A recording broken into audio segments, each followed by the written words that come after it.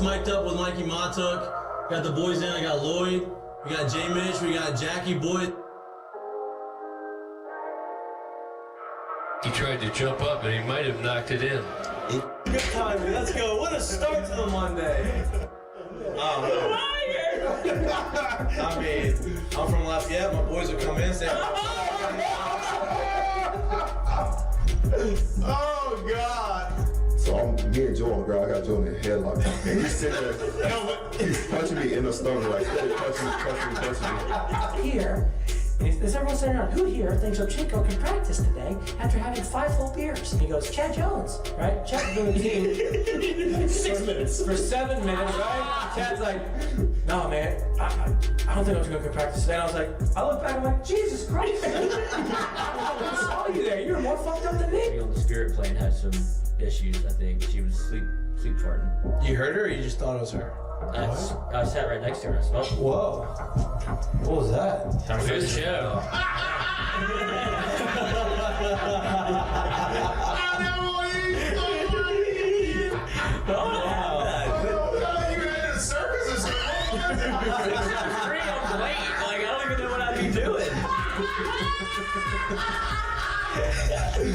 Now, when you do go to spring training, are you going to bring your chinchilla and your turtle? My dad tell you about it? The SEC is, God, they hate fat people. I mean, I get crushed for that. You know what I mean? It's like, come on, man. Hey, just the South, bro. You got a bunch of food down here. Like, they should Players. Look at Lloyd. You know what, Lloyd? You're looking for a recruiting coordinator, coach. I'm here.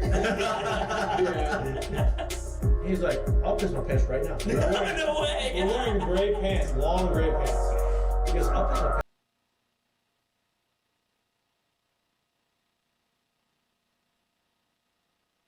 Hello, welcome back to Mik'd Up. Today is June 25th. Tigers are champions against our first show in studio in, 2 weeks? Lloyd's been traveling. Lloyd's been living it up. Lloyd's been working, some would say. Yeah, working, and Lloyd also doesn't really plan for things ahead of time, and hence the reason why I did not have a show Monday or Tuesday this week, because we look. I thought you were on vacation. Oh no, you were working. You were working. I've been home for a week. We had a show since last Wednesday. We had shows over Zoom, a couple shows over Zoom. I'm not mad about it. I know it's part of it. A lot of people are still trying to. If you're mad about it, let me know. I never got that feeling. I was not mad about it. Yeah. No, I understood the situation. You had to get back. Omaha is extremely hard to get to and from. Yeah, to Some and people from. drive to Kansas City. Yep. Some people have to drive. Some people get flights delayed. Some people don't even have the real ID and get escorted through the airport like they have a chauffeur, which is great. That was a good experience for you. The real grift is to not have a real ID, because then they just take all of your luggage for you. And you walk you and they wash your hands. It's unbelievable, isn't it? It's like, oh, this is first great. first class service. But this is the first show that we're going to have to be able to kind of recap a little bit of the championship series. I know everybody. I can't imagine everybody's tired of hearing about that right now. But we want to give our spin. Obviously, some kudos to the guys throughout the course of the year. We're very fortunate to get to know a lot of these guys throughout the course of the year and the course of their careers here. And to see those guys win a championship, some of them win 2 in their time at LSU, pretty special to see, pretty special to be a very, very, very small part of that. Obviously, we didn't do anything on the field, but we obviously supported and had to build some relationships. So we're excited to talk about that, and then we're obviously going to talk about what's in the future. Transfer portal stuff that's happening. Jay never sleeps, obviously. So there's things that are happening in the portal. I'd imagine you're going to have some more portal announcements here soon. Major League Baseball draft right on the horizon. NBA basketball draft tonight, by the way. Didn't know that. But it's tonight. I'm watching it on SportsCenter. Jay Mitch in the beautiful Charlotte, North Carolina, the Queen City. There he is. How we doing, fella? Looking nice. LSU wins, you get upgraded hotel rooms. Yeah, that's incredible. Yeah, they said, hey, listen, Yeah. we saw that thing that happened. Here's a nice little upgrade, sir. Yeah, it looks good. Looks good. Look at that. Moving up in the world. Happy that the band's all back together in their nice, humble abodes. I guess your humble abode is either that hotel or your home in Houston, Texas. But this is our new home with me and Lloyd in studio and you there. No more Zoom. If there was echoes or any technical difficulties on the stream, we apologize. We did the best we could with the situation that we had. Lloyd didn't leave the hotel room for 24 hours or shower for like 2 days, I feel like. But we're all made it back alive. Lloyd's got no staph infections, and we're good to go. Ready to roll. Yeah. The only staph Yeah. infection is that I'm back. No. We needed you back. No, I'm an infection of the staff. Yeah. I don't think you're infecting this staff. Not this staff. But let's jump into it. Obviously, the LSU celebration is tonight. Doors open at 7 o'clock. I think the actual celebration starts at 8 p.m. It will be covered live by SEC Network, and yours truly, Jared Mitchell, will be on set there, recapping and kind of watching the celebration live. Country singer performance by who, Lloyd? You said earlier. Jared, who is it? Let me pull it up again. Timothy Wayne. Timothy Wayne. The performance by Timothy Wayne. Going to be a nice night. Going to be hot. Bring some fans if you're going to go. But that is happening tonight. So before we let you out, we're going to have a quick. 140 followers on Twitter, so go get those numbers up. What about Instagram? Maybe he's an Instagram guy. Maybe he's not a Twitter guy. He is a good-looking guy. Graham guy. Got a link tree. We're going to have a quick show, obviously, so everybody can, hopefully people will pay attention, watch us, and then go out there, do whatever they got to do, and then get out to Alex Box Stadium, and then Jared's got to get to the studio. So let's jump right into this. Yeah, Lloyd? Huh? Lloyd, what's he have, Lloyd? What? Lloyd can't hear you. Oh, that's true. Never mind. He can't hear me. I can repeat it. What does he want me to tell Lloyd? No, Lloyd said something about Timothy Wayne's got something. I don't know what he said. He said he's a good-looking I guy. missed it. No, he said he had something, too. You said Timothy Wayne had something. 140 followers. 140 followers on Twitter. After that. It was After it doesn't matter. Never mind. Anyway, let's get to the game. Obviously, LSU very well represented in award season for College World Series. Kate Anderson, most outstanding player. I think that's a no-brainer. Give up one run and 2 starts with a CG mixed in there. And a complete game shutout, actually, in the World Series, in the 3-game series. I think that's obviously undisputed. Kate Anderson, Jared Jones, Stephen Milam, Derek Curriel makes the all-tournament team. Stephen Milam had an unbelievable postseason from the regional on. That's what we were talking about throughout the course of the end of the season and the start of the postseason. That's kind of when Milam got hot last year, and he seems to rise up. He did that. Derek Curriel did the exact same thing. Jared Jones, his heroics are very well documented. Walk-off base hit, home run to tie the game, home run to take the lead against UCLA. Had a big World Series, which is great for him because that's probably going to be his last games as an LSU Tiger before he enters the draft, before he goes into the draft and tries his hand in professional baseball. Jay Johnson, I think he got snubbed on Coach of the Year. Your Lloyd's favorite coach got it.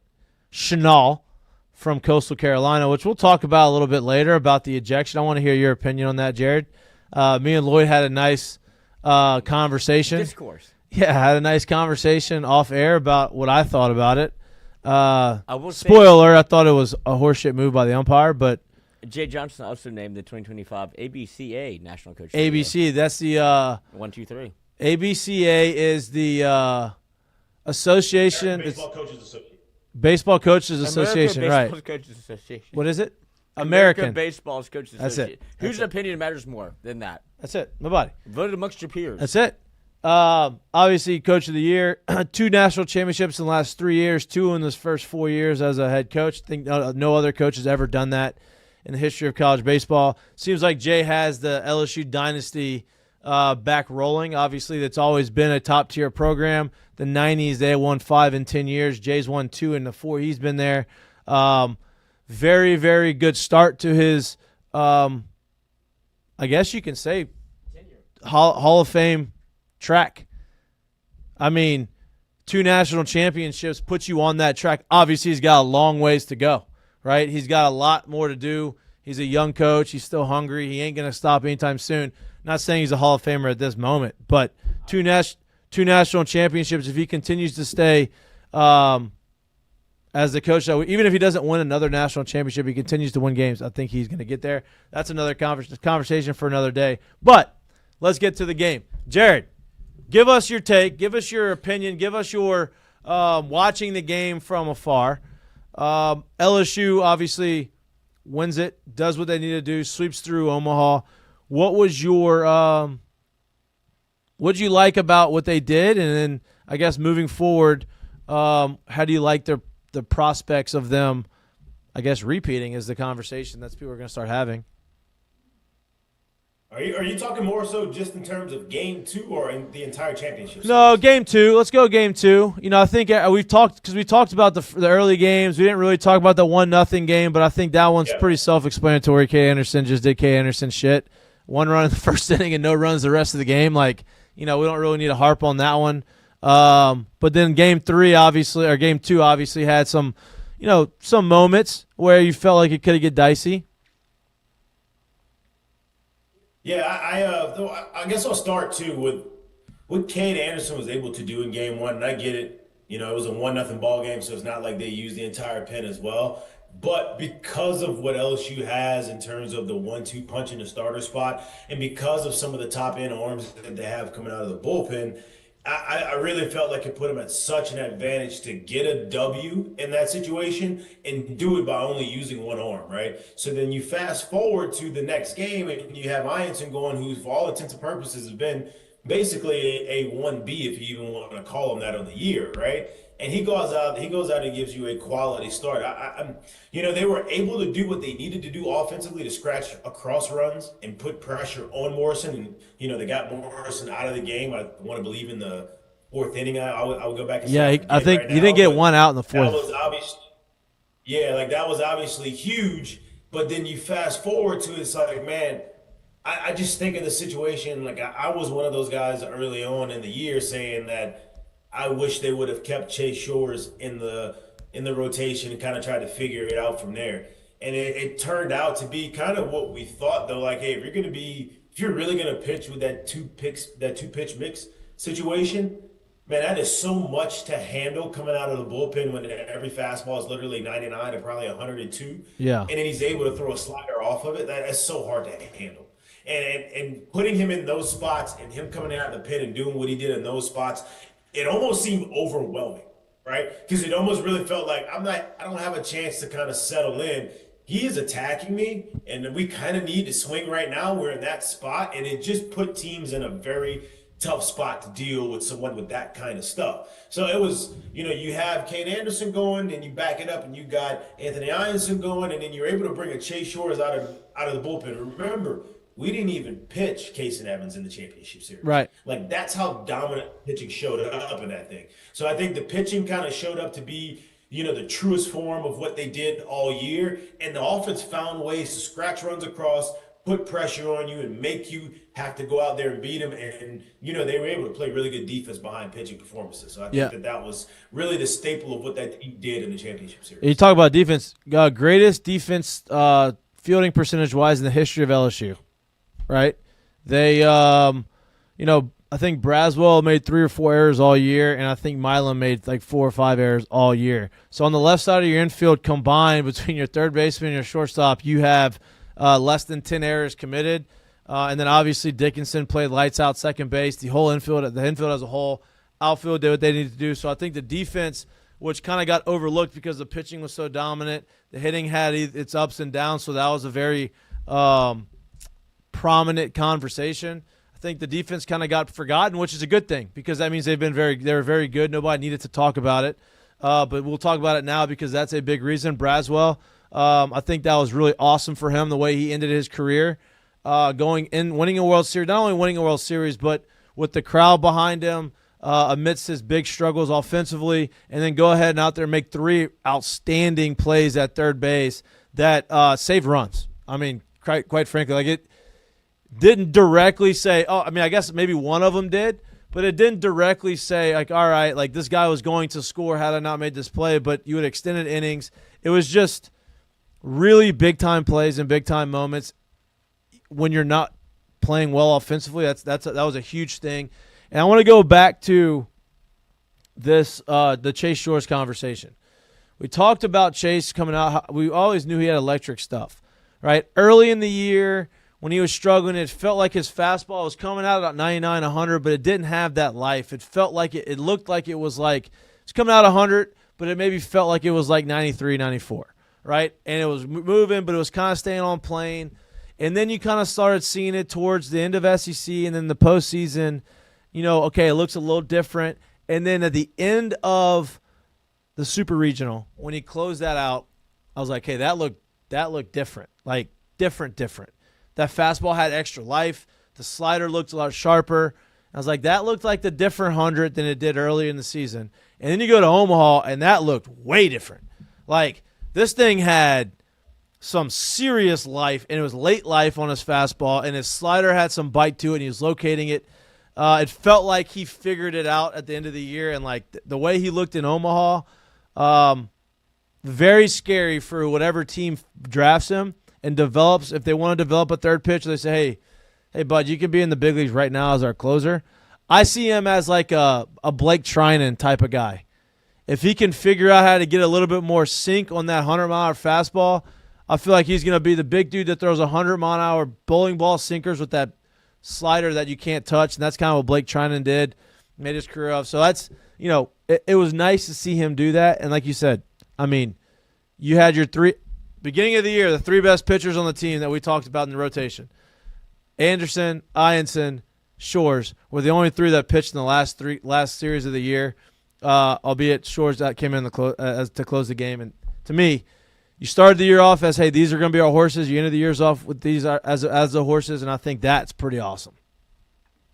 Hey, I'll say this too about Chase Shores too. I do think the back end needs to be understood this way a little bit as well, and I wonder how much this goes into it. When you are a starter, and I know when he was pitching as a starter, he used his changeup a lot more, but throwing the three pitches in there for him when he was using the changeup, he wasn't as consistent in the zone, right? And I do think at that point, when you're a starter and you're trying to get through 5 to 6 innings, it's really tough to go out there and just show everything, especially if you're not showing it all for strikes, right? And so now it's like, all right, how can we establish getting in the zone? Well, then you get somewhat predictable with the fastball because it was mostly fastball slider to righties, and it was mostly fastball changeup to lefties. Right. So then, like, when we're not really throwing all three for strikes and we're trying to establish one or the other, hitters kind of start to guess a little bit, or they at least start to try to figure out, I'm going to get on the fastball at this point, and it makes that, whether you want to believe it or not, it makes that 100 way more hittable. Yeah. I think what he was able to do when he came out the pen was it really didn't matter what he was going to throw because he didn't have to get deep into games. So then at that point, I could come in and I can flip you 5 sliders because that may get me 2 outs and I'm back and I'm into the next inning. Right? And I think that allowed his stuff to play up even more because now it allowed him to use that 2-pitch mix and be able to kind of still keep guys off balance with just overbearing stuff. Whereas when he was doing that as a starter, he was trying to get deeper in the games and it was hard to just go back and forth. And he wasn't able to do it. Correct. So I think some of that probably helped him as well. And I don't think we saw it as that early in the year when the decision was made to take him out of the back end of the rotation and put him in the bullpen. Yeah, no, it was special. It was good to see. And look, here's the deal: the hardest outs to get in baseball are the last 3. So, everybody wants to be a starter, and he's going to get drafted as a starter. Like that's going to happen. They're going to draft him and say, "Hey, we're going to try to make you a starter." But I believe he makes it into the big leagues quicker, and he's going to throw out of the bullpen early in the big leagues. And there's a huge market for top end closers in the big leagues, and you can have an extremely long career doing that. So kudos to that to him for figuring it out, and kudos to the team. I mean, that was fun. Listen, ending it on a day game, having all day and night to celebrate seems awesome. I mean, we didn't finish in 09 till like, I don't know, 11:30. Like, we didn't even get to, like, the place that we're going after as a team till, like, 1:30. These guys had all day, all night. Man, that's a good time. What a time to be alive. Great time to be alive. Lloyd, you have anything Great you want to trip. add? I know you can't hear us. I can hear you. Yeah, but you can't hear Jared. I know, so I didn't want to cut him off. But That's I do fine. have a couple of things that you talked about. We've had Milazzo on the show, correct? Correct. Who was somebody that he was, even self-admittedly, said that he got maybe perpetrated as somebody that couldn't hit the baseball well, right? Correct. But then when you play defense, he would say, every run I saved behind the plate was an RBI. Yep. You got that from Michael Braswell at third Yep. base. He won you a game single-handedly defensively. Like, there's multiple points in that game you can point to in game one where, whether it be Arkansas, whether it be Coastal Carolina, where you can point to and say, he did his damn thing on the defensive side of the ball that made me think of Milazzo, like, that's an RBI for me. Right. Like, once you get into that spot of, I know that I'm not contributing at the plate, and for Braswell, like, he's been able to do that, so it was a weird spot to kind of get in that slump. But for him to be able to kind of transition to go wholeheartedly defensively in, because we went to multiple practices. We like saw the whole thing from Omaha. Wish you would have been there. Jay Mitch, I know you showed up. It was good to see you.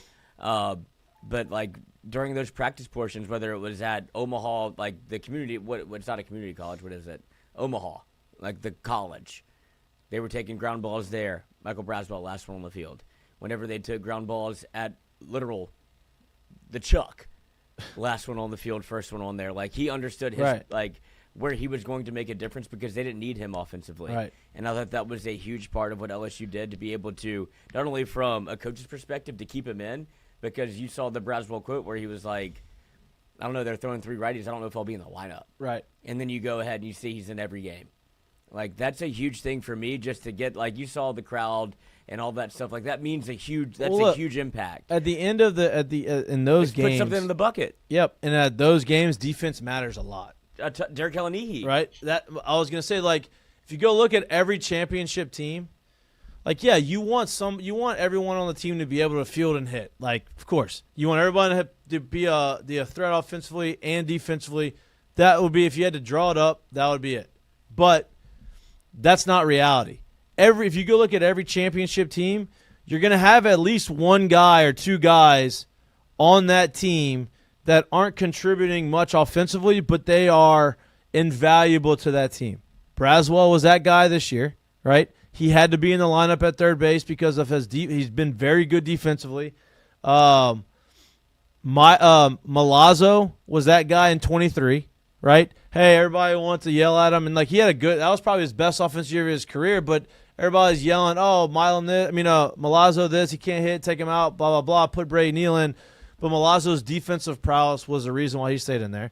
Go back to 2009, Derek Kalanihi at third base. There's a reason why Coach put him back in there, because we needed that defense, and he ended up doing similar stuff that Braswell did, made some big plays at third base for us. So, ideally, you want everybody to be everything. That's not going to be the reality of it.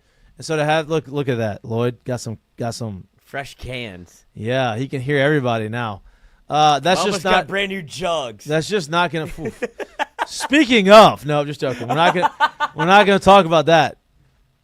We're not going to talk about that. She's of age. Boy, there's always a viral moment, huh? The cameramen just never miss on viral moments in big games. Jared? I don't know what y'all talking about. I was there live. I didn't see it. That's it. That's a very good point. But you don't got social media? to end it, to end your point, yes, Braswell was it was awesome to see that, and it was very much needed. Very much so. And what is your other? Oh, my other two query. things you want to talk about? We'll get to the other debate that we had earlier, but my other query was you brought up Chase Shores. No. You didn't? No, I thought you were gonna say, is he coming back? No, that was what I was going to get to at some point, because I do sometimes take a long-winded way to get to where I want to go, starting now. But I would say that before Omaha, there was one of two ways this thing was going to go. You either win a national championship and Chase Shores turns pro, or Chase Shores comes back and you don't win a national championship. You got the I don't former. think both of those things are mutually exclusive. At all. No, Why? sir. I think he was going no matter what. Yeah. So you're telling me that if they got to the national championship and Chase Shores still threw well in that No, championship series. no. Like I think you misunderstood me. I'm saying what he did to get you to a national championship, and the way he performed, which helped you win a national championship through in how many Helps games? for sure. But the way that he pitched, Yep. like how many times he showed up, that is what would take to get you to a national championship and win it. Correct. If he doesn't do what he does, he probably comes back. If he doesn't perform that well, would you not think that there's a world in which he? I don't agree with that, man. We talked about. I don't remember That's what fine. game it was, but we were talking about. No, I know that's fine. But we were also talking about whoever it was that was on the mound, and if we should have put him in a situation. I think it was actually when Shores was on the mound, and there was like a couple balls that were not hit hard that found their way to find spots, and like runs got put up that way. If I remember correctly, there was a game that happened like that. Oh, it was he gave up runs, and then they auto swung on Jacob Myers and cashed in his. Was that? Yeah, that was Chase Shores. Cashed in the 2 runs. It was for Shores. Chase. Yeah. Right. And somebody said, like, what if that happens in the Natty game, and now he's thrown in that game, and he doesn't throw in game 3, and then they somehow end up losing? You think he's still not going to come? Like, there was nothing that he did performance-wise himself where you're like, man, that shit's not electric, and I could not see him going somewhere. Like, he didn't get hit hard. He wasn't falling behind in counts. Just baseball happened. That's right. That's what I was gonna say. That's why I don't think that they're mutually exclusive. I think the way he threw, especially towards the back end of the year, man, like, you would hope you win one with him because I don't think he was coming back pretty much any other way. I think based off what they saw throughout the year and the regional, super regional. That's kind of where my point starts. I know, but I think that regardless, I think they know that his capability, his ability, and they know that he was coming off of injury, and they know that he was getting. I think they saw enough to say, okay, you're going to be drafted X spot. Like, this is probably your floor, right? And then he did what he did, and now I think that he helped his draft stock, but his floor wasn't low enough for him to say, I'm going to come back. I know everybody says, oh, he could come back, be a starter, and go do his thing and then get drafted top 10 overall. Like, yeah, maybe. But I don't think that that's necessarily a slam dunk guarantee. And I think that he needs to get in the pro ball and do what he's been doing. I think he's going to be in the big leagues a lot quicker doing it that way. Especially the way they've been moving guys. Do you think that his draft? Now, I will say this too. How about this? Because I think this is a fair assessment. As weird as this may sound, and what we're just saying, and I'm not trying to play like both. By the way, it is coming down outside. Anyway, I'm not trying to just say this just to say it, but I think at this point of the year, last year, with the year that the other person had that I'm about to bring up, and the year that Chase Shores just had statistically, I think we were pretty much saying at this point. I think we could have pretty much said at this point that we thought for sure that person last year was way more of a percentage gone or a higher percentage gone than Chase Shores is this year. I think looking at this point when the year was over, you sat there and said, Bear Jones is gone. There's no way he's coming back to school. Shit, we all said it. Yeah. I know. And my point is I think Chase Shores' percentage that he's 100% gone is less than what I thought Bear Jones was last year. But I still think he goes, if that makes any sense. Yeah, right. I agree. Yeah, that was kind of like my point in totality. If the performance that you just saw is the one that you most remember, every time he came in, it became like, holy shit, this is electric, and it became too good to ignore. Like, tell you who loved it. All the commentators. That's what they were like. Oh, yeah. Carl Ravage couldn't wait for him like to come they've never in. seen a fastball. Oh, here he comes, throwing in 100. Yo, you get 100. Just an easy 100. 102 miles an hour. They love that. I love Carl. Lloyd, you something else right now. Look, I like Carl, but there is a world in which you keep college baseball to the college baseball folk. Look, that's your opinion. I know. That's what I'm saying. I'll stand on those words. Yeah, I know you will. I love Peterson.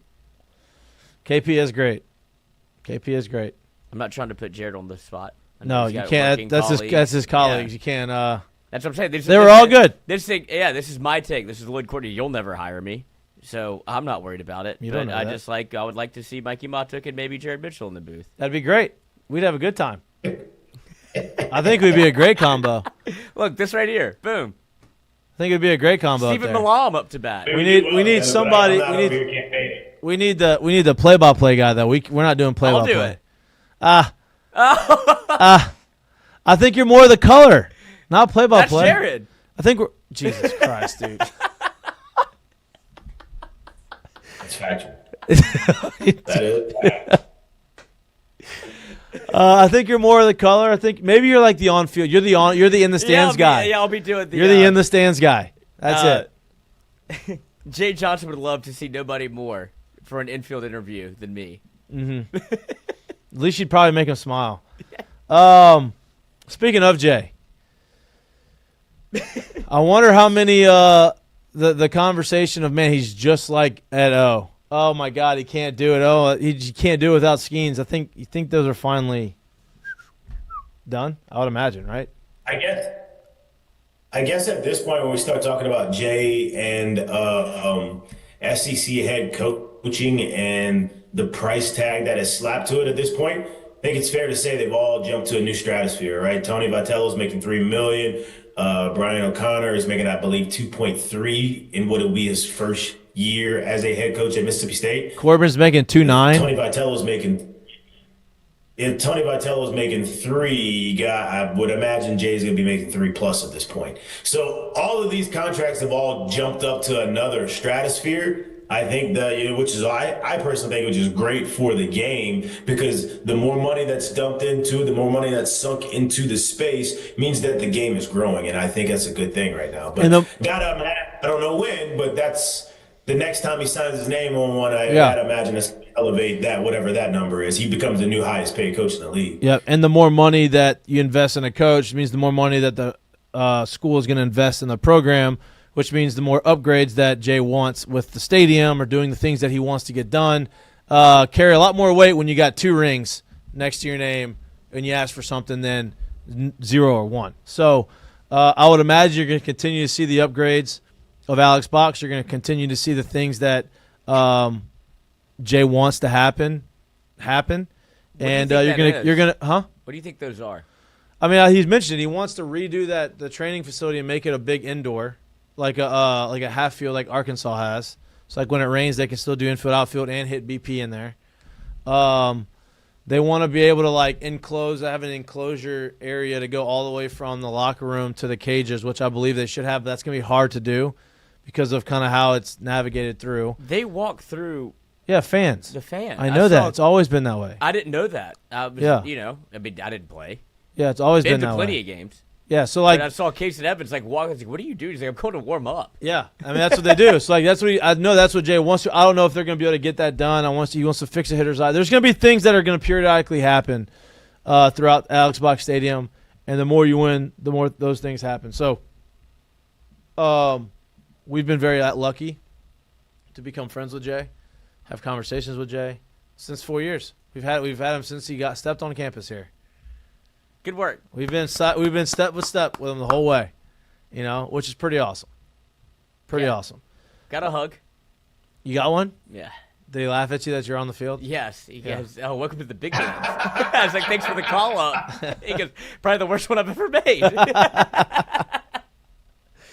Lloyd was on the field. I was not even on the field. It was head first. I'm like, "Go ahead, brother. Get in there. Get yourself." Bro, I didn't see him on TV though. No, I know when and weird. I know how to dip, Yeah. dodge, duck, dive, and dodge. I'm not trying. It's not about me. Hey, great moment by Jake Brown getting up in there, seeing his high school best friend in the stands. That's awesome. Dude, what an athlete to get back down and get up there. Oh yeah, great help by the friend too, pulling him up. Yeah. One of those. Yeah, that was awesome. That was actually the coolest moment. Whoa, not that. One of the coolest celebration moments that we had. Me and Anthony got up on the tarp and we had the Tigers win sign, and we're on the tarp right in front of the stand, right in front of the crowd, which was awesome. I wish someone got a picture of that, but I've never seen anybody have one. It's a give and take, Mikey. But of the social media. My point is doing that and getting in front of the fans like that. That's some juice that's hard list. to you can't replicate that. And kudos to actual dog pile. Yeah, and that's a hard guy dog pile. That's a big motherfucker. You see how they protected everybody? They did. Smart. Yeah, shout out to the squad knowing whose arms need to be where and when. Yeah. Yeah. And also shout out. I I don't know how they got on the field, but they did. Bocock brothers the official cigar of another. I'm glad you brought up Bocock Brothers. Let's talk about these guys for a second. championship. Yeah, let's talk about these guys for a second. So I've gotten some phone calls recently about, hey, how do we get those cigars? How do we get the championship cigars? And I was like, this is how you get them. And here's the deal. See this beautiful little like sticker background thing? They have this same box, this box right here with the pennies. You can get this same box, and they're going to give you another one of these little stickers. And so when you get this box, you can just go ahead, updated. put the sticker on there with the new national championship on it with the new Intimidator, and it's like you brand new box. Like you never, if you bought one before, you can get the sticker and put it on there. So it's not like, you have to get a whole new one. But if you want them, which you should, because they're not only are they, it's a cool box and it's really nice to have in the office. The cigars are actually really good. LSUcigars.com. Go through their website. You have different boxes. You have these boxes. This one, obviously, with the pennies. You have, you're not going to be able to see all of them up there. Oh, you can if you want. You got that one up top right, which is the smaller box, smaller cigars with the LSU. And you got one underneath it that's not open. That's a little bit bigger of a box, but nothing like the pennies. And so LSUcigars.com, when you go to the website and you check out, you type in the promo code MIKED15, you get 15% off. It's a perfect time to have it. It's the dead time of the summer of sports. Football season's right around the corner. Go ahead and get you some cigars so that you can enjoy it on some vacations. Celebrate the Tigers championship all year. What are we doing? I don't want you to show it. And look, you got to remember. We already showed that. Too, Mikey, we might as well put this.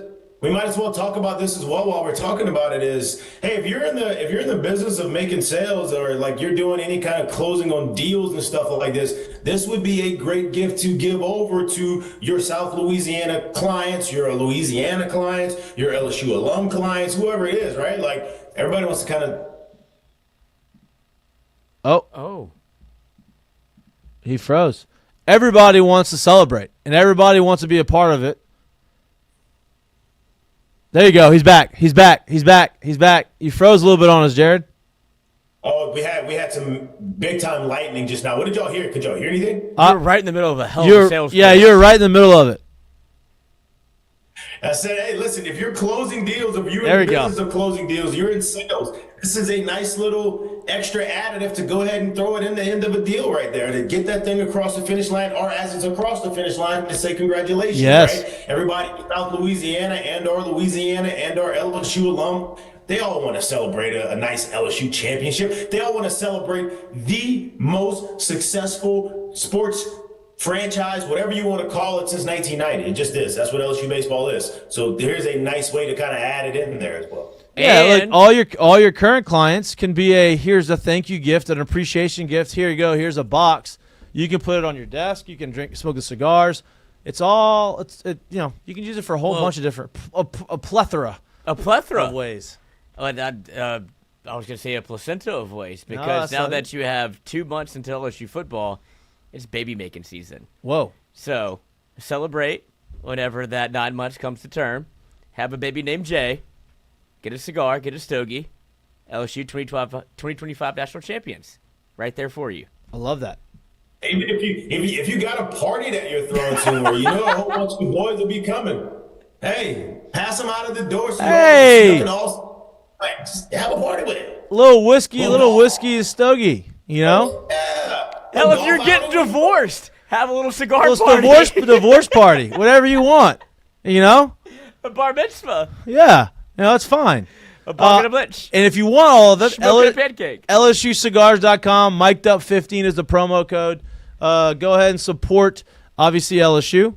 Go ahead and support Miked Up, and go ahead and support Bocock Brothers, because we're all on the same team here. We're pulling the same side of the rope. The cigar of champions. Cigar of champions. Championship number 8. Oh. Hey. Waiting for Nueve. Number 8, baby. What'd you say? That's 8. Why'd you say? Waiting for number Nueve. Yes. I was like, that's not how you say it. Also, shout out to Bocock Brothers, because I got to stay in the Airbnb for an extra 5 hours because I gave them the rest of the box of cigars. Nice. It was fair deal, fair trade. Nice. Turned into a Tiger fan real quick. There you go. So, no doubt. Recruiting never stops. Me and Jay. Yeah, big one. You're a big addition to his recruiting. I think so. Yeah, I think so too. Added 2 Tiger fans at least. Man, we got like you said, 2 months. Over these next 2 months, there's still baseball things happening. You're gonna have the guys that are, stay around campus. They're probably gonna be here for a week or two before they either go play summer ball or go home for a little bit. You got the draft, so we're gonna have some player interviews in here. Obviously, we're gonna have another interview with Jay at probably some point next week, kind of recapping everything, and then we're gonna lead up into the sport they call football. The old pigskin. It's right around the corner, 2 months away. And I cannot wait. Yeah, never forget when a radio host said he has the same decision-making as Les Miles. That's from Paul Zarang. Not so much the case. I feel like all of his decisions I feel like worked. he couldn't have been better at pulling all of the strings that he had to marry. He puppeteered the shit out of that Oh, thing. my God. Pinch hitters worked.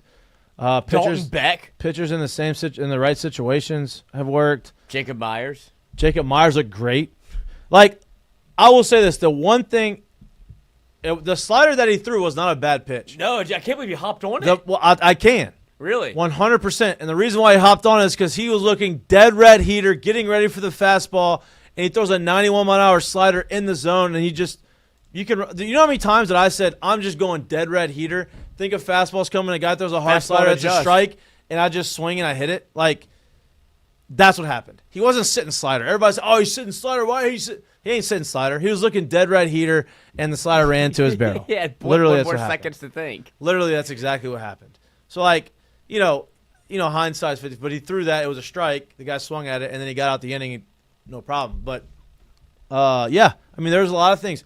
Cooper Williams, unsung hero throughout the postseason, before he got to Omaha. Like, they had guys step up. He pulled the right strings. Casey Evans. Yeah, like the way he used him. He just – Anthony Ianson, closing games, he's done everything he did. We can say the big ones, too, in terms of, bro, don't forget, Bear Jones, man. The way he came up in those situations through the College World Series that's impressive, man. We sat here and watched a kid that was struggling, watched a kid that was kind of beaten down a little bit, watched a kid that was kind of down on himself, not necessarily in the stat sheets and what he was doing overall in the year, but just knew that he could perform better. And to kind of put all that shit to the side and just start stepping up in those really clutch and key moments like that Arkansas game. I'm not going to forget that. When a man comes in and literally dominates you, a day or two before, and then you get that same man a couple days later, and then he tries to maybe trick you a little bit on one, and you hit that one like a mile, and then the next guy comes in and says, well, you ain't been hitting this slider. Let's keep throwing that. He throws it, and you finally get to that slider. Bro, those are huge professional type at-bats in huge professional type situations. And those things on that kind of stage elevates his game and elevates his profile. 1,000,000%. And also, look, while we're giving out, it's a feel-good show. Shout out to our boy Danny Dickinson. Cool. Playing with a broken hamate bone all postseason. Right? That hurts. And hey, why are you squaring? He's not swinging the bat as well as he could or should or do whatever. Was able to get walks. Was able to scratch across a few singles when he needed to, and he played great defense. Kudos to that dude for gutting that out. That's a gamer. I mean, a broken hamate bone is nothing to put your nose up to. That shit hurts. And also doing it too in a sense of, I'm imagining he's probably shot up, but still, there was no grimacing. You never really saw him favoring it either. So you just watched him just play and just gut it out, which I thought that's dope. And you didn't know about it. Nobody said a word about it until I know. Obviously, they don't want to say it, so teams didn't know and try to go in on it, whatever it was. But there's no rumors around the LSU faithful, nothing.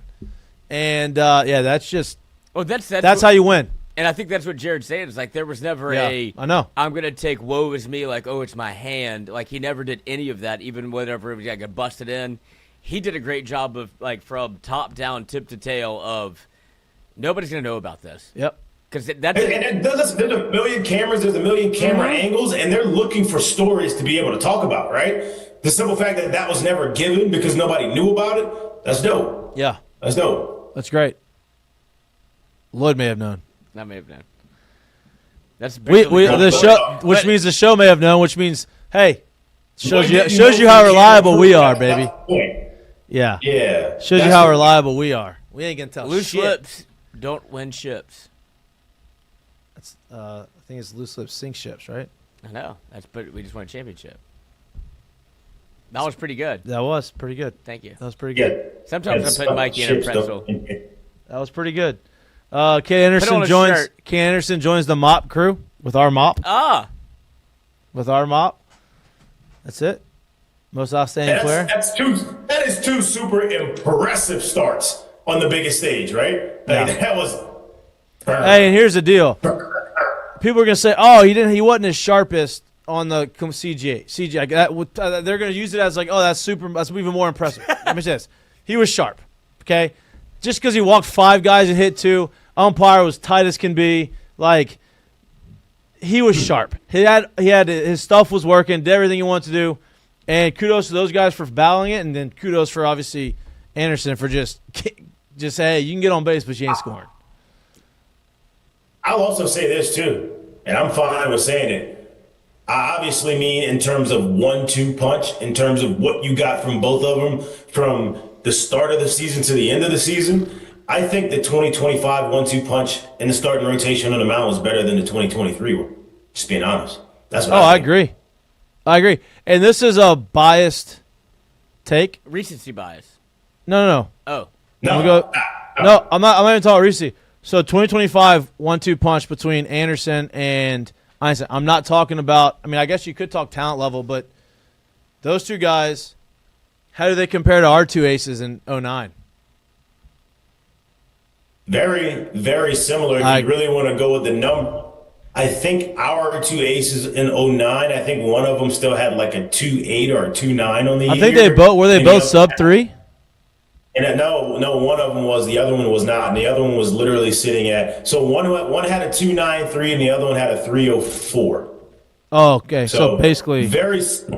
I would imagine the strikeout numbers are better this year than they were in 09. But yeah, I think effectiveness, they were pretty much right on par. I think both of these guys this year at a 3 flat, which I think was Ianson, kind of came up to a 3 flat. I believe. Yep. And then Cade had a 3.18 on the year. Yeah. They I mean, Coleman went 14-2, Ronaldo went 12-3. Coleman had 293, had 129 innings pitched, 142 strikeouts. he almost got kicked off the team. Ronaldo threw 124 and a third and struck out 159. I mean, but I'm not discrediting. I think I'm just talking about 1-2 punches like that. Oh, when for I sure. think 1-2 punches that won a championship, to me that's a pretty good 1-2 punch. Now, I was gonna ask real quick. Whenever you have something like that, you're on a team like that. Do you feel it whenever you have guys like we should probably? Oh, like dude. if we don't win it, Listen it's to a me. disservice to them. when you, I mean, just You don't have to quote unquote do much to Right. give yourself a chance. Like when you got those dudes on the mound, you're like, hey, bro, we get to 5, we scratch a few across, but we should be good. Like let's get their starter out. Promise you, we be good if we get their starter out. correct. It's just, and then when they're on the mound, it's like you know what you're gonna get. They're gonna go out there and they're gonna dominate, and it raises everybody's level of play. I mean, it's a huge thing. Like when Coleman threw, I mean, rubber arm was gonna just get you to the game. It was just the same thing, and then Ronaldo was gonna have some electric. Like it's shocking if they don't get through. Right, and then Ronaldo was gonna have some electric moments. Like he had an opportunity to strike out 20 every game if he wanted to. You know what I mean? Like, oh he was shit, on. if he's on, like It's he may over. strike out 20. You know, like that's the kind of stuff he had in college, and yeah. Well, we actually kind of talked about, but I say, yeah, we talked about some of that year, I think, and it's kind of crazy when I look at some of these stats just to kind of know what was going on. Man, like as a staff, this LSU team walked. Can you guess how many people they walked? Just throw a guess, random guess. You already told the stat to our other group text. I don't know. No, but this was before the end of the season too. Oh no, I forget. 108. 108 is what you think they walked this No, year? 200, 250. 269 is what this staff walked. Yeah. That staff we had in 2009, they walked 186. Wow. Over 100 less walks. Yeah. And we're not comparing. So, like, that's- I don't. Yeah, we're not. We're not trying to compare national Yeah, champions. I'm not sitting here comparing it because they're two different eras. Like people pitch differently, right? But it's just crazy to sit here and kind of see some of these things and like how some of that stuff went, and so you can understand like what was going on when the guys got on the mound, and kind of gives you an idea of what was where, you know. So it was 1-2 punches are really a huge needed thing, and I think the one that they had this year, as far as for 1-2 punch, I think it was a better 1-2 punch than they had in 2023. Yeah, Ty was incredible. Obviously, as you remember the 17 strikeout game that he had in the finals. But Ty also may have gone some games where it was, he'd be through 4 and there was 90 pitches thrown, where it's not necessarily meaning that they won or lost those games. He just he labored through some of those outings. These two guys really never labored like that. They seemingly got the ball every single time they took it, and it was just, you knew what you were getting. correct. It's crazy. Correct. They're very. It was unbelievably impressive. Unbelievably impressive. So, yeah. So if you're going out to the celebration tonight, 7 o'clock, doors open. Enjoy it. It's gonna be hot. Bring some drinks. You're not going? Undecided. What you mean undecided? Lloyd's working me right now. Doesn't What, want I to mean, go to what the Omaha. what do you mean Doesn't want to go undecided? to I the gotta It's go. not- Lloyd it's- gotta go. Not about not wanting to go to Omaha. It was about could not get to Omaha. Okay, could not get to Omaha. Well, can you get to Alex Boxler? Yeah, I can get 8 o'clock's late, Coach. I got stuff early in the morning. I think Lloyd's working it. I'm working it. I don't know. Yeah, but I gotta be in New Orleans early. I think he's got an autoimmune disease. Like we got something going on with Mikey that I can't figure out yet. I mean, there's nothing going on. I'm He's great. He's been sleepy. I'm not Did you sleepy. quit Zinni? Did you quit No, Zinni? do you have one? No, but I could get him. But I think something's going It on. has nothing to do with that. I feel good. I feel great. He's sleepy. I'm not sleepy. Wake up. It has nothing to do with being sleepy. He's tired. It's 8 p.m. It's gonna be freaking hot. Would you go play golf? Nope, not 8 p.m. and it's hot, and I gotta wake up in the morning. What if it was inside and the air conditioner was on? Probably not. 8 p.m. is the deal breaker for me. That's the number for you? But maybe I'll end up there. Who knows? I can't get it with you. Hey, you know what? Show up and find out. I don't even have a press pass. Me either.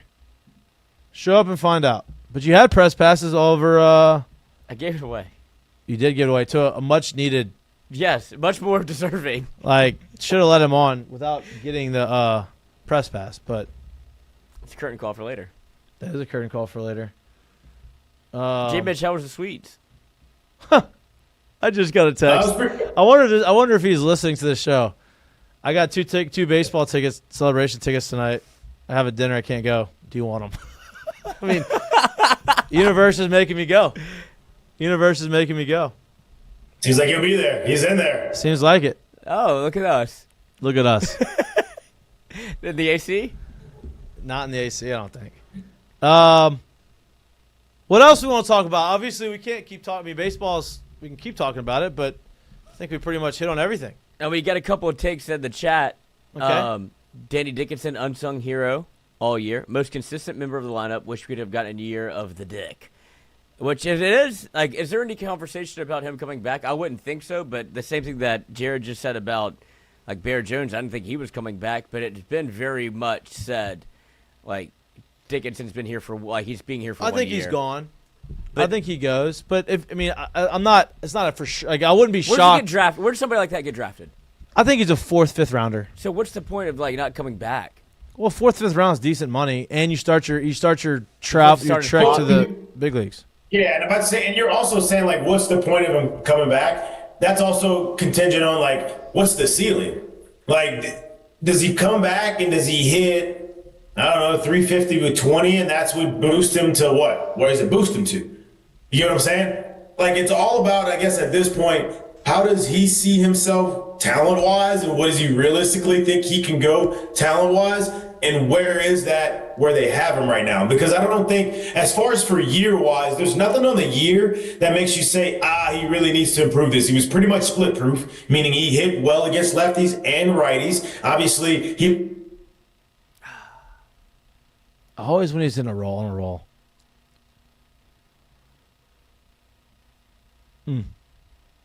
what he's done, if he's drafted in that range, I think he ends up leaving. Yeah, like I said, if you come back as a senior, especially a senior position player, you've got to do something extraordinary for them to say, all right, we're going to draft you extremely, extremely high. Right? Like first round. Now, he could get drafted in the 4th round, but he's third round, or maybe he gets drafted in the second. No, probably 3rd round. But they're not going to give you that extra money unless you do something. You go 350 with 20, right? And do something crazy. I just don't – I think that he's going to go. I wouldn't be shocked if he came back, but I do think that he's going to go. I think he's probably in that 3rd or 5th round, 3 to 5. And – he's going to go out and play second base and play great defense, and I think he's going to love the pro lifestyle. And he'll start his clock then. That's what I think. The only reason I brought it up, I mean, there's no world in which you can go through all of the interviews and everything that Jay has said and Danny has said where he's like, I'm doing this for 1 year. But I was just, because you brought up Bear Jones, it made me think, like, there's a chance. Thing. I'm not saying it's 100% chance he's gone. I would be shocked if he does come back. Yes. But I was just wondering what, like, that conversation is like now that NIL exists and all of those things. It's like, I was just wondering what his mindset was. It feels like he just wants to start his clock, go to play baseball. Like, came to LSU, did exactly what he wanted to, win a national championship. And look, he still may get drafted in the 3rd round. You know what I mean? I don't know. I think he's in that 3 to 5 range. Especially playing defense, the way he's able to – I think his bat's going to continue to get better and continue to play. What's the comparison for him? I mean, I know it's tough, but yeah, I don't know. I don't think they're gonna. Yeah, I don't know. Yeah, I think Beckham 3 to 5 rounds. Maybe. Honestly, it's not a bad comparison. Now, Gordon Beckham had an unbelievable college career. Right. Yeah, I don't know. Probably a little more top end than the Gordon Beckham bat, but and I guess I don't know. I guess Beckham also did play shortstop the entire time, so I guess you can kind of call that part of it too more of a top end if you want. I do think that that's probably a more coveted position than second. It just is. Yeah. However you want to look at it. So I do think there's probably a tick more. But then, like, I guess the question becomes, do you think you are or can be Gordon Beckham? That's what I don't know. Yeah. I don't. Is that what we see him as? Like, I don't know. I don't know. So I don't know either. Jay, I know you got to go. We appreciate you. You got to go and get pretty for the studio. Look good for us. I know you've been traveling, doing stuff, so you had the golf shirt. Now you got suit. Look good for everybody. Yeah. Yeah. We appreciate you. Talk good about the boys. Give them your nice LSU perspective of what's happening, and we will see you on Friday or talk to you on Friday. Have you on Friday, whatever you want. Get all the flowers. See you boys on Friday. Later. That's what we gonna do. All right, fellas. Y'all have a good one tonight. Y'all let me know how the heat treat y'all over there. Yeah, I will. Let me know how the rain treats you. Don't melt. All right. Later. No. He got out. Imagine Milam, Dick, Bear, Curiel, Brown, Fry. I think your mic's muted. Is your mic muted? Oh, it is. Imagine Milam, Dick, Bear, Curiel, Brown, Fry, and Shores all back together. Repeat. 2 in a row. But listen, there's a lot of that's the thing. Like, there's a lot of those guys that you would think maybe have a chance. Bear's gone. Like, I don't think Bear's coming back. No. Poppy gone. Obviously, Hernandez has to be gone, right? Yeah. So he's gone. Dickinson. I believe Dickinson's gone. Kate Anderson Brown, transfer gone. Portal. Yeah. Kate Anderson gone. Could come back. I mean, all those guys except for Hernandez technically could come back. They're not. Ianson gone. Stanfield. That's an interesting one. I don't think he could have a better year. I don't know where he's gonna go to get drafted, but yeah, I mean, I think that he's gonna get an opportunity to play somewhere. But that's an interesting one. You have obviously Milam's back, Curiel's back, Jake Brown's back. Larson. Well, that's part of the conversation. That's another Pearson? conversation. Pearson's gone. No, Baby. Oh, Baby Pearson. I would like big to see Baby Baby Billy. Pearson try to play first. I think he should play third. Oh, you think? Is he good enough defensively at third base? Yeah. Okay. And then Fry's the other conversation, right?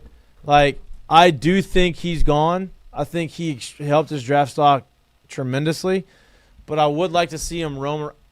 Here's my deal. Some people say, oh, he's not a good defender. How do you know? How do you know he's not a good defender? We haven't seen him out there. You don't know if he's going to be a good defender or not. I think he's more suited for the outfield, obviously a corner outfield spot. Yeah, instead of first base. No, you don't run that. I think he's like a Jason Worth. He's athletic enough. He's very athletic.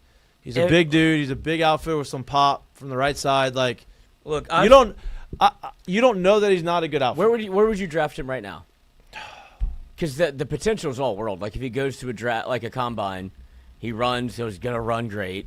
He's gonna hit balls to the moon. I think he's a fourth rounder right now. I think he has potential to be a first rounder. Yeah, no doubt. I think he's got enough talent, but he crushes left-handed pitching. He hit right-handed pitching. He runs like a deer. He runs extremely well. Super athletic. You can put him in the outfield. You can teach him the outfield, right? Like you can. He can be good in the outfield. I trust him. So yeah, I mean, I think right now, fourth rounder, just because he's a DH and he only had one full season, but I think the potential is first round potential. Which doesn't mean he needs to come back to get to the first round. No, I agree. He's a guy as a fourth rounder, but teams are going to love him, and he's going to end up, play well and make that jump. I mean, if he doesn't come back, I failed LSU. I've never sold something harder to a family. You think he's coming back? No, I'm saying I pitched it as hard as I could. To him? Yes, and the family, and the mother, and the father. Did you? What did they say? We'll see. Which is not the answer I wanted, but. Well, they have to see. They have to see what he's drafted. I understand. That's what I'm saying. But I just want to let it be known that I sold everything that you just said is exactly what I said because we've talked about it before. At this point in time, last year, we did not think Bear Jones was coming back. Right. So he's the perfect NIL candidate for like the make the money make sense. We'll see what happens. If he gets drafted, I'm working on it. You ain't got any say in that. No, if he gets drafted in third or fourth round, like come back. No. You're a first rounder if you come back. That's not a guarantee, though. It is. Like, I think he'd have a monster year, no doubt. But third or fourth round. He would take over college baseball. Third or fourth round. He'd be one of those guys. That line drive double he hit, that left fielder had no chance. No chance.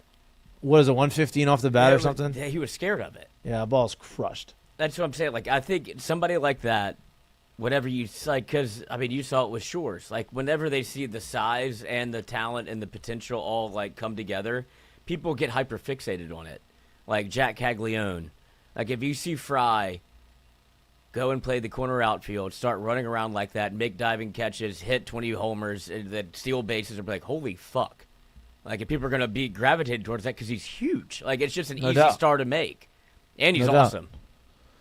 Like, good family, all of that makes sense. Yeah, look, I would love to see him come back. I just don't think he's. I know. I'm just selling it right now again. I know. You're selling yourself right now.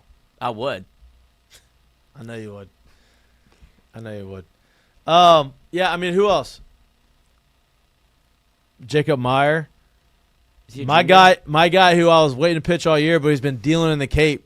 He's coming back. Devin Sheeran.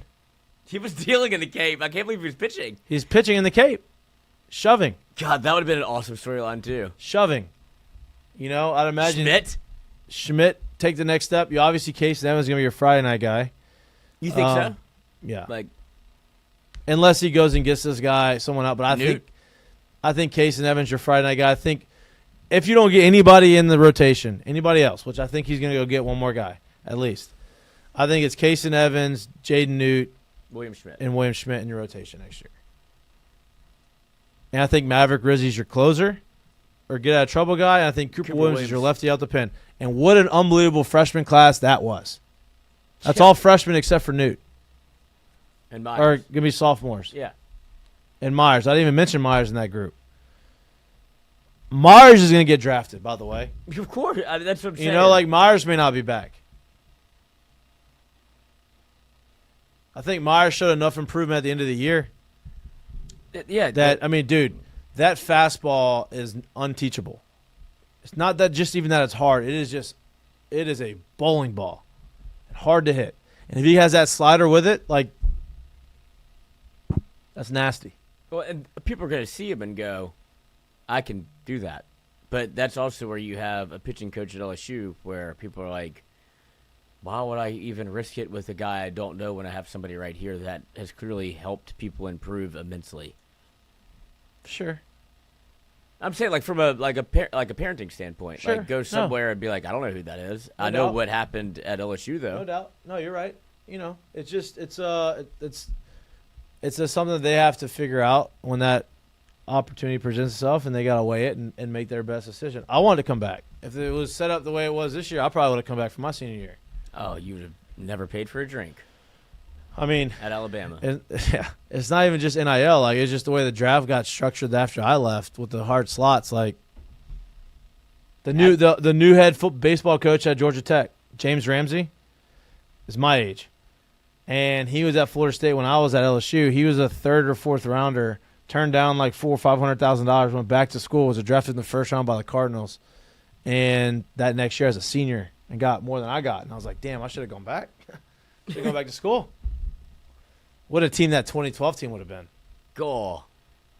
That would have been me, Jacoby, Mason, Rafe, Ty Ross, Hanover, Austin Nola. That's 7. You would have had Aaron Nola, Kevin Gosman, Cool. Ryan Eads. Yeah, they were nasty. That's when they lost to Stony Brook. You could have changed all that. Could have. Sorry. It's okay. Mm-hmm. It's a BB Corp bat. It wasn't you. BB Corp had another dude. I had my best year of my career with it. I wish I had the bats now, but I had the best year of the career with that shitty bat that we had. 2 transfer portal targets for LSU. Jay Johnson, according to Zach Nagy, are in contact with Rutgers right-handed pitcher Landon Mack, according to On3 Sports. 6'1", 200-pound freshman, logged 80 innings pitched, 70 strikeouts, and a 4.03 ERA during the 2025 season. Top 10 prospect out of New Jersey in high school. And then Jaron Advincula from Jaron Advincula out of Cal. That's a great skip name. Yeah. Advincula. It's featured one of the top players available in the transfer portal with LSU Tigers in the mix, according to On3 Sports. In 2024, Advincula led Cal with a .325 batting average and was second on the team in both runs scored with 44 and hits with 69. What position? Second base. Second base. I wouldn't be surprised to see Tanner play second also. That's his natural position. If he comes back. I mean, he got plenty. Everybody got. All the guys that you saw get opportunity, there's a spot for them to go play again. Oh, yeah. Well, I'm not saying get drafted. I'm talking about if he wants to transfer. I think he's going to stay. I'm saying, but LSU gave you an opportunity to. Clearly, they wanted that bat on the field. Right. And so I think if you put him back at second, his natural position, I think you see that change. If you have a second baseman that can hit you 15 pops, yeah, I'll take that. Yeah. I'll take Advincula. And we already got a couple commits, right? Yeah, you got Jar Jar Binks. And then you got who? Seth Dardar. Seth Dardar. Why'd you call him Jar Jar Binks? Dardar. Why'd you call him Dardar Binks? Well, it's Star Wars. Got you. Duh. And Braden Simpson. Infield. Right. 2 infielders. 2 infielders. But they can play anything. So we'll see. Yeah, we'll see. Because I do think there's a real possibility. Just from my perspective, I don't know anything. I'm very stupid. They put Pearson at third a ton, whether it was in the regional, super regional, in Omaha, like during practice. Like he was getting. Well, that's his position. That's what I'm saying. But they were like working him to be able to play the spot, and I think that was a good time to get extra reps to be like, can you do this? Yeah. Because that makes a ton of sense. He's athletic enough. It's more of Tommy White than it is Jacob Berry. Yeah. In my mind. Yeah, I Like agree. he's got, and I think, he'll continue to be in the strength and conditioning program. I think he's going to continue to get in better shape. So hard. Yeah, he's gonna rake. That's what I can't. That's why they're trying to. That's what I can't wait to see him hit. over under 15 next year. Okay, let's not do that right now. Oh, who's in the 2K club? Couldn't be this guy. Hey, you got up there. Good for Futures. you. Good for you. Couple futures on With the the old futures, Tigers. they love when they hit. I think I got home. I mean, I do think that he's a double-digit homer guy next year when he plays. Yeah. I also day? think Milam's gonna hit 15. What did I tell you? He's gonna be between 10 and 15 this year. This year offensively was better than last year. If you look at all the numbers, don't look at the average. More homers, more RBIs. We need to get the update on our fantasy team. Finally. Oh, yeah. Now it's over. I know. Gulf Shores. Who had him? I don't know. My team's good. Did I have Kate Anderson? I could check the lot. No. We'll Let's save wait. it. Let's save it for Friday. I'll get Mark on it because he's Save- postcoital. Save it for Friday. He brought his kid to Omaha for the first time. Father-son nice. bonding. How old is this kid? I don't. Oh, you don't know. A kid. What a friend you are. 3. Well, that's Does a that tough sound age right? to bring him. 4. No, he's Chasing him around the whole time. No, he's bought he's locked in. Oh, is he? Yeah, he's got him. Oh, that's awesome. Yeah, Okay, that's good. he was sitting on the steps. Just My buddy sent me a video. rocking back and forth. Go Tigers. My buddy sent me a video. He brought his son, who's probably 4, 5. I don't know how old he is. Oh, good friend. Well, yeah, great point. He sent me a text of a video of his son after Bear Jones hit the walk-off. And he was screaming so loud, he started crying. Like he was crying because he was so happy. And I was like, that is awesome. When's your Like- first memory of LSU? Like what age? 5. 5? You think you think he'll remember that for the rest of his life? I mean, that'd probably be a core memory, I would imagine. Yeah. 1996, You were 6. you remember 98 it. was when I really remember it because I was there. I Yeah. went to Omaha in 1998 So he was there. when I was 8. Yeah. But See, I think 7, 8 you actually carry and remember. that one, that, there's some things that 5 and 6 that you remember that really I don't- stuck in your head. But that, to me, I think that's a core memory that'll be in his head. I don't have any memories. Before I remember 1998. I guess I was 7. Also, 6? 1998 was also great because that was the Summer of baseball. that was the home run. That's what I remember. Chase. That's my first thing. I was punished. Sammy's- My mom put me in timeout on the 60-second home run. I couldn't even watch TV. What'd you do? How did I find out? No, how did you get in trouble? What did you do? I don't know. I was 8. I don't remember. Curse? I don't know what I did. I just remember I was in trouble with the babysitter, and then I convinced the babysitter to let me turn it on. Nice. Yeah. And I got to see it. It was awesome. Mark McGuire missed first base. Yeah, I went back and touched it. He did. Awkward double hand. I tried to bring back the two-hand high five. It's an impossible thing to bring back. I brought it back a little bit in Detroit. I was like, every time there's a couple high fives with me and Justin Upton, I got to home play with a double hand high five.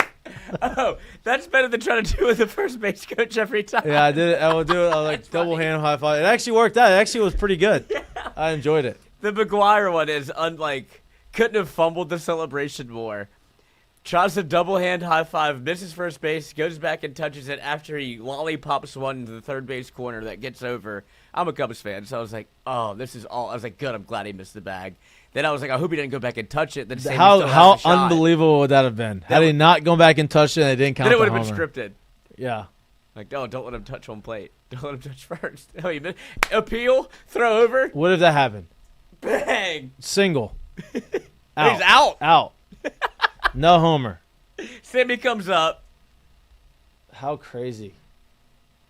That'd have been awesome. Yeah. That was it. That was a goal. I mean, you sacked him on memory. That was probably. And then 2000, I was all over it. Oh, Whenever Ray Wright robbed the homer, and then Cressy hit the walk-off, I was running down the street, shirt off, just yelling. I mean, I was 10. Yeah, you have no chance. Yeah, I was like, I'm going here. that was it.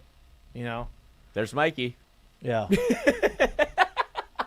It was awesome. You wanted to go to bed. And now I'm friends with all those guys. It's crazy. It's a wild world. Me and Fontenot were roommates my first year in AAA, his last year. He was trying to make it back up to the big leagues in Durham in 2014. It was my first year in AAA. We were road roommates. Yeah, awesome. We were road roommates on the road. His apartment where him and his family live were right next to my apartment. It was great. It's crazy. And now we're friends. Now we're all friends. I watched you I was supposed to go that year to a baseball camp. that they had in Because you're still in high school. Yeah, it was my 2009. Yeah, I was going into my senior year. 2010. Yeah, So I was going. Got invited. You're to a sophomore at the time. 2010. Oh, 2009. We won it. Right, but it was going into it'd be right now. So it'd be. How old are you? 2010. I graduated. Does that So you're help? 2 years younger than me. Yeah. So you were a junior, gonna be a senior. Yeah. So I was going to gonna go to a thing to get recruited, whatever. Didn't go because we had a family beach trip. And I was like, I'm probably not gonna play very much. But it was a free trip to Omaha, right? Which I wanted to. But then it was family over. You don't understand this. Yeah, I get it. So that's the last time I picked family over Omaha. Yeah. But we were on the couch, and I was like, oh, this is unbelievable. Watching it with 15 of my family members. We're all drinking Stoli's vodka. I was sneaking it out the freezer. It's an unbelievable time. Dude, thank you. We had 14 days there. Huh? Yeah, I know. 14 days. This is shorter. This one's shorter than ours was. One of my best friends texted me today, and he was like, "Man, can you imagine?" Because he was there, and so he was celebrating with us after we won. And he was like, "Can you imagine?" That's why I brought that up earlier. Could you imagine if y'all the way we celebrated after we won it in 2009 at night? Can you imagine if we won it during the day? He said half the people would have just died because of how much they drank. They got after it though. Oh no, they did. That's what I'm saying. They should have gotten after it. Yeah. Boy, that flight home the next day was Ivy City. Brutal. Because we didn't have, and Maneri is normally hey, no curfew really. Never really checked it. But we gotta go. No, he was like, listen, no breakfast tomorrow, no nothing. Just make sure you're on the bus at this time. I was like, awesome. He said, go enjoy. And we enjoyed. We enjoyed. God, my shirt smelled because we popped champagne, and my shirt stunk. Same shirt on the bus the next day? No. We showered obviously, and then I am the old M frames. Yeah. Those are my glasses. I'm sleeping on the I am miserably hungover. We all are, and I'm sleeping on the plane with my glasses, and I'm here and I open up my eyes, and Maneri's just looking at me like this. Mikey? Hey, are you up? Yeah, coach, what's up? Now. Hey, we're going to have a celebration when we get home. It wasn't scheduled like this. It was right when we got home. Hey, we're going to have a celebration when we get home. I want somebody to speak on for each class. Freshman. Do you want to speak for the freshmen? I was like, yeah, sure. I'm like, oh, my God. And I'm hungover, and I'm like, damn. I definitely can't go back to sleep because I'm not figure out what I'm going to say. I don't even know what I said. Probably was terrible. It probably was great. No idea. You could have said anything. Nobody would have cared. No, it was great though. It's great. That's when you get back on the bottle. Mm. I gotta go. Another excuse to drink. Sorry. Yeah, it was good times. Those boys. I'm glad they lived it Makers. up. I'm glad they lived it up. Makers. What do you drink? I drink. I like whiskey. I'll drink Makers. With Makers or Crown or 838. 838. The Ocho. I wish I had that one. It's more of a tequila, I think. Yeah. Oh, got into that. I love tequila. Me too. I didn't drink tequila back then. I drink it now, though. Tequila has a bad stigma around it because of college. Because you get the well tequila that's terrible. When people take tequila shots, throw up. I don't mind tequila shots, but it has to be good tequila. I'll drink tequila on the rocks with some lime. I did that. And that is no hangover. No, it's great. the best. It's the best alcohol you can drink. I agree. It is. It's healthy. Not even close. It's not. It's the least amount of sugar. Yeah. It comes from the plant. But Agave. It's got such a stigma around it because people take hot shots of tequila at Reggie's or whatever, throw up, blackout, or fight. Yeah, that's vodka. And what is the cheap tequila? I don't know. Taka is vodka though. Yeah. Whatever it is. But that's where everybody's like, "Oh, I can't drink tequila," and it's like, "Well, have you tried it again?" Because if you do, it's great. Ian on the rocks. Ian Kinsler got me back on it. He said, "Hey, listen." I was like, "Tequila?" He's like, "No. Not that you tequila. order good tequila, reposado, on the rocks with lime." And he goes, "Fresh lime juice." Now, I'm not as bougie as that. That's ball player. But he would say, "Hey, unless you squeeze the lime juice, I do not want the fake lime juice." He'll send it back. Yeah. So fresh lime. So I ask, hey, that tequila on the rocks with a couple limes, and I'll squeeze the lime juice in it. And it's great. It's great. But you don't do, like, you got to be careful about the doubles. Sometimes if you're going to get doubles, you need an extra lime. You know what I mean? Because, like, it Balance doesn't. it out. Yeah, you have to have the right combo. Fonz Ferrelli. Yep, I'm 42 and still can't even smell tequila without getting sick. Alcohol poisoning at 22. Alcohol poisoning sounds like a quitter. Go pull trigger. I haven't had a sip of Southern Comfort since my freshman year in high school and college. I bet. Southern Comfort and Dr. Pepper. What a freaking hangover. It is delicious until it's over. Yeah, what a hangover that is. I don't really have one that's not. Oh. Well, you were a Four Loko guy, weren't you? Oh my God, of course crushed you were. them. Of course you were. I would still have one right now. I was not. But they changed the formula. RBV? You're definitely RBV guy. I still to this day. I'll die. If I'm going into somewhere and like I'm trying, it's gonna be a long going out, night, I'm drinking Red Bull vodka. My first drink is usually an RBV. Yeah, get you back. Get me going. Get you in the. And then give me the rest of the Red Bull. Yeah, they do. I know. Because that's what you're paying for. Yeah. Alcohol is cheap. It's the can that's expensive. That and a bump, you're ready to go. Oh, that's okay.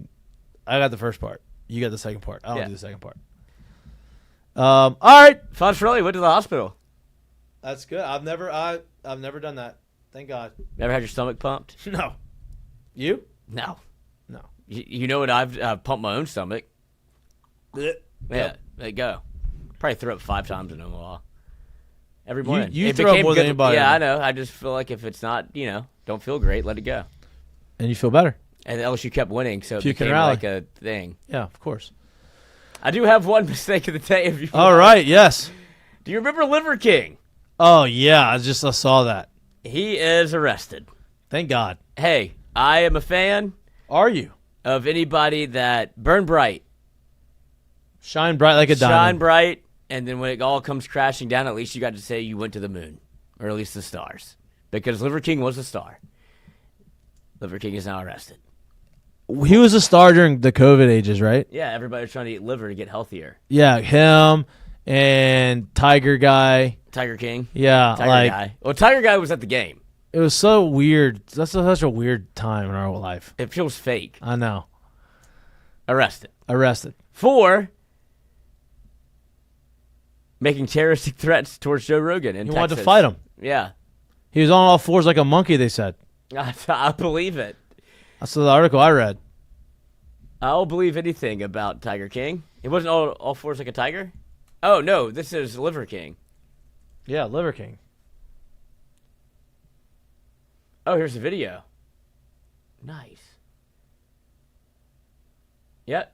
Johnson was seen on all fours like a monkey in a video posted shortly before he traveled to Austin.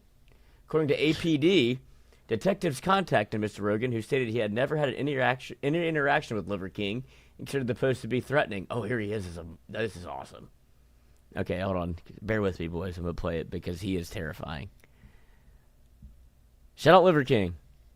Like I said, if you want to be a star, be a star. But there's consequences to your actions.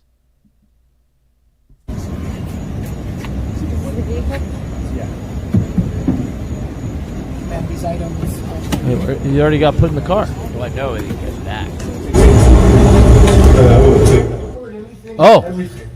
Oh. Because Joe Rogan, we don't have to make videos to pretend anymore.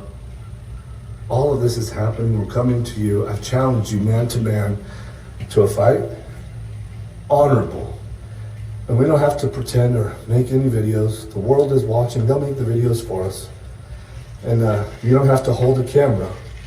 You can hold the hand of somebody that you love, because what happens next to you, you're going to need to remember that feeling. You're going to need something more than what you did to give you something to fight for, because I have my family to fight for.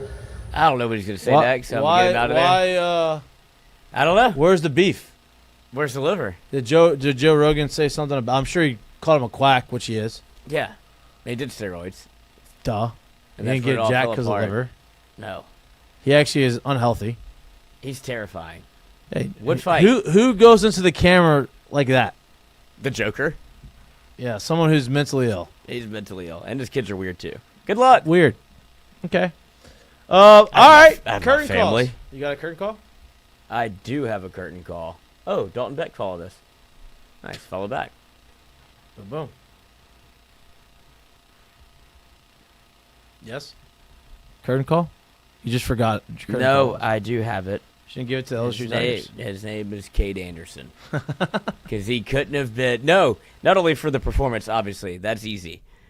But we did get busted up by, who's the SID, the legend? Bill Franques? And he's like, y'all are chopping it up too much. He's like, y'all got to move it along. Because he went to school with Christian Cowley, who's produced the show. Oh, nice, yes. And so they graduated together. And he, like, Cade Anderson couldn't be, like, he's the best. He's the easiest guy to get along with. Does not care about, like, it's my, like, this is on the day he's starting. And he's just like, oh, yeah, talking about, like, high school. Like the game in one? Omaha. Game yeah, one? Game one. And so it's like, y'all got to move it along, like, you know, trying to, it's like, oh, I didn't know that was a rule. Like, we're not interviewing him, we're just talking to him. He's like, that's even worse. But Cade didn't know either. But just the way he interacted with us, like, was from this show. Oh, it was that practice. This Omaha, was like at like the pregame. This before the game. Yeah, pregame stuff. Yeah. And so just the way that he, like, handled all of it, his parents are awesome. His interaction with the show that he did on here where he's literally available anytime we want him. He said that on here. He's like, call me if you don't have anybody. And then the fact that he still wants to be a Tiger, but it's hard to ignore the number 1 overall pick. And Jay Johnson said, Nationals, you're pretty good at drafting. I'd imagine you should take him with the number 1 overall pick. Yeah. But all-time dude. Guy almost had 200 strikeouts. And it speaks to you, too, because you said this multiple year, times. in the fall of last year. Not only Cade, I'm just saying, like, Louisiana guys on a Louisiana team makes a difference. Oh, it makes a huge difference. And that's especially when one of them is your star. Yeah. Makes a huge difference. Yeah, he was a superstar. He deserves all the accolades he gets. He deserves the number 1 overall pick if he's made that. And I'm happy for him. I'm fired up for him. I'm glad that we got to know him and we got to be, I think he would consider us friends. But he's earned it all, and kudos to him. My curtain call is staying in the same, obviously, realm. I think you just give it to this whole squad. Jones. I think the whole, I say the whole squad because everybody accepted the role that they were given. Braswell accepted the role of, hey, I wanted to be the guy, hit 300 like I did last year, and play great defense, play shortstop, moved to third base, didn't get off to a great start, was in and out the lineup, but when they needed him most, he locked it down defensively. Bear Jones went through his big struggles throughout the course of the year when they needed him most, base hit, homer, did the things that he needed to do. Milam wasn't his best offensively, played great shortstop, new position, comes in the postseason, was lights out, hit over 400 throughout the course of the postseason. Danny Dickinson, broken hamate bone, plays out through the postseason, you never would know it, played great, lights out defense, did the things he needed to do. Curiel got hot in the postseason. Jake Brown, hot in the postseason, big hits. Stanfield, steady Eddie all year, did exactly what he needed to do all year. Luis Hernandez, the catalyst of the entire team. You called it. What did I say? Hitterish. Hitterish, baby. Catalyst of the entire offense. Obviously, grinded out there as a catcher. Caught almost every game. I think he did catch every game in the postseason. He did. Grinder did exactly what he needed to do. Stanfield. Stanfield did his deal. You had, Ianson doing whatever he needed to do to win. Chase Shores changing roles, becoming a lights-out closer. Everybody accepted their role. Casey Evans. Hey, you're gonna start the restart game. You're gonna close. Everyone did what they needed to do, and how about Cowan? That's how you went. Cowan. Hey, can he do it? Is he struggling? 6 1/3. No problem, boys. Here we go. It's just guys did. Hey, wait, I didn't see on the all-tournament team. See, I think Casey Evans should have been on the all-tournament team. I voted for him. He had a save and a start. Basically, a de facto lights out. Start. I voted for him. Yeah. But, it's only one vote. It's only one vote.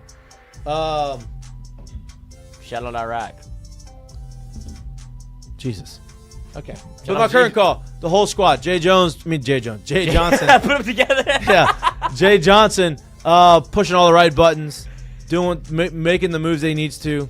And one more. Team. Yeah, and you'll know this one also. We Chance over Brown. me. Chance Brown. That's what I said, Chance Brown. Right. The whole families, all of them. Curtain call. That's what it that's really what does, makes it cool. Makes it special. Yeah, we got to do in 23 with those families. It felt the exact same. We got to know these. It's been great. It's been great. Let me stand with them. It's great. I had nowhere else to go. I snuck. Congrats, boys. Stuck into so many seats. Congrats on number 8. Let's bring home number 9. I'd imagine there's going to be a few more under Jay's belt. You know, he's got it. Enjoy the night. Enjoy Players tomorrow. aren't listening to this. Maybe they'll see clips. Enjoy this. Soak this all in. Maybe they'll listen to the podcast. This will be an unbelievable summer for you, whether it's just a draft year or not your draft year. Like, you're going to go and you're going to be the conversation wherever you go because of the national championship. That's always a fun thing. And for the guys who aren't getting drafted and coming back, go do it again. And this summer is going to be fun for you. Just soak it in. All right, that's all we got for you on this beautiful Wednesday evening. We are happy to be back in the saddle. We'll be back live again in studio on Friday from 1 to 2-ish.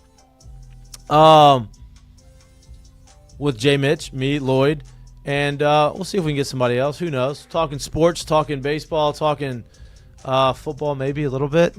Talking whatever. Figure it out. If you got any ideas, we're going to start doing it. Like, this is the 2-month dead period of sports media. BYP. Bring your own personality, baby. All right, enjoy the night. Enjoy the celebration. We love y'all. See you on Wednesday. Please like and subscribe to our YouTube channel if you can't watch us, but you like listening to us, or anywhere you get your pods. Again, be back live on Friday. We love you. Enjoy the rest of your night. Peace. Go Tigers.